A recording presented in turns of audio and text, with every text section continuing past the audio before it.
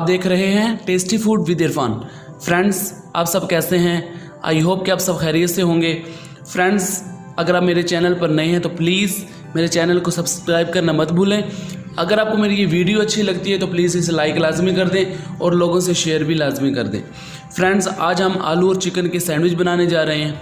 ये आप ब्रेकफास्ट में बना सकते हैं और आसान तरीके से घर पे बना सकते हैं। फ्रेंड्स, आलू और चिकन के सैंडविच बनाने के लिए जिन चीज़ों की ज़रूरत है वो आप नोट कर लें। आलू मैंने लिए 4 से 5 अदद, इनको अच्छी तरीके से बॉयल किया है और साथ इनको मैश कर लिया है।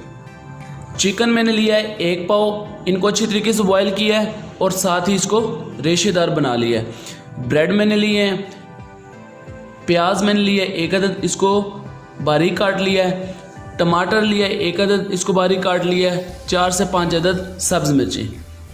फ्रेंड्स, सबसे पहले हम प्याज, टमाटर और मिर्चों का मसाला बनाएंगे, उसको फ्राई करेंगे। उसके बाद आलू